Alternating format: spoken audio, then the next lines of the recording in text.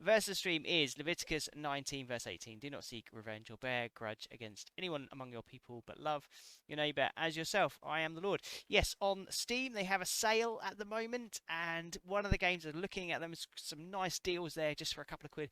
But one of the ones that I was really kind of looking at was with a little bit of nostalgia was a game called Worms, which I might buy so that we can actually have a go at that on a stream because I think that would be a lot of fun.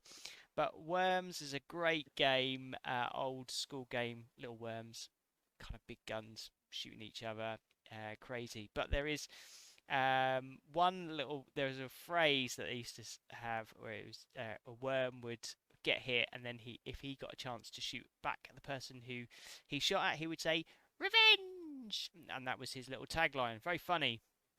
Um, so that's what made me think about when I looked at this verse. Revenge from a worm. There we are. But I mean, it's fairly clear, is that do not seek revenge or bear a grudge against anyone amongst your people. I don't know about you, but I think not seeking revenge is perhaps an easy thing to do. Revenge is quite. It's quite a big thing to seek revenge on someone. However, what might be harder in this is bearing a grudge against somebody. A grudge, I looked at the dictionary, the grudge is a persistent feeling of ill will or resentment because of past insult or injury. So basically, when we get hurt, part of the way we deal with that hurt, I think, is to be angry, and that is entirely normal. It's an initial response in that moment to be angry when somebody has hurt you and angry at that person. And that reaction, that initial reaction, is often quite difficult to control. It sort of just comes out of us naturally. But when the dust settles, I think we can control what happens next, and that's when we can decide what we're going to do about how we feel about that person if they have hurt us. And this is where a grudge can really kind of start to set in, because if we entertain bitterness and resentment, that's when you're going to start to hold a grudge, and that can come out in lots of different ways. It could be simple as gossip, or speaking badly about somebody, saying, "Oh, that person there, so and so," and we can justify that as, well, we're just talking about our feelings. We need to get this out. And there is an element of, I think, when we have been hurt, we do need to talk about hurts, but that can easily cross over into, actually, I'm not doing this because I need to deal with my feelings, but actually because I just want to fester some more of that bitterness. I want to actually, I want to tell lots of other people about how I feel about this person, not because of me and what I need to do in terms of processing, but actually because I'm harboring a grudge now, and I'm growing that bitterness. I want other people to know how they have hurt me, how they have, um, uh, you know, treated me badly. It might be that actually we start to make things a little bit difficult for that person, or even a reluctance to help. And yet the second half of this verse, it says, but love your neighbor as yourself. And there's a passage in the New Testament in it. Jesus spoke, gave a parable, because somebody asked him, well, who is my neighbor, Jesus? And Jesus told this story of, it's a well-known story about the parable of the Samaritan. And basically, a guy was walking down a road, and he was attacked and left to die. And some people went past him, religious people, who should have been the first people to have helped this guy, and they didn't. They walked past because they just didn't want to get involved.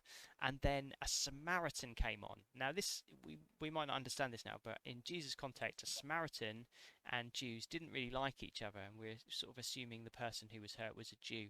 And Samaritan and Jews didn't like each other. Samaritan walked past, and the Samaritan was the one who helped the Jew. And Jesus kind of said, and therefore, this is your neighbor. In other words, your neighbor is whoever's in proximity to you. Your neighbor is whoever is involved in your life in some way. And so it's not about, oh, it's the people we just live next door to, or even the people that I like and get on with. It can be the people that we really struggle with and have issue with, and those are the people that we are called to love. And that can therefore be really hard, because remember, if we're talking about grudges, a grudge results from pain. So we're talking about people, a neighbor might be somebody who has actually caused you pain, has caused you difficulty and hurt and what the Bible says is rather than bearing a grudge, love that person. Um, and that's really hard, and a big part of that is learning how to forgive, how to use grace, and also discernment. Because grace to forgive someone and truly love them, but I think discernment as well, because some relationships are deeply unhealthy and can be even toxic and are not helpful for you or for them. So I think you need to kind of like sometimes we have to weigh this up alongside how do we exercise grace, love, along discernment about what is actually healthy. But certainly one thing that we need to understand is that holding a grudge will do just as much damage to your own soul and character as the person you're holding that grudge against. In fact, often you hold a grudge against a person, that person will never be aware of it and never feel the impact of it, but you will.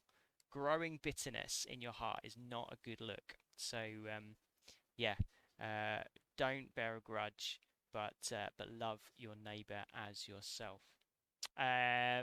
Feel free to pop your thoughts in the chat. Tell me what you think about that. Is that hard? Is that easy? Have you had an example where you've had to forgive someone, and did that make a difference? Let us know what you think. But that is today's verses dream. Leviticus 19 verse 18. Do not seek revenge or bear grudge against anyone among your people, but love your neighbor as yourself. I am the Lord.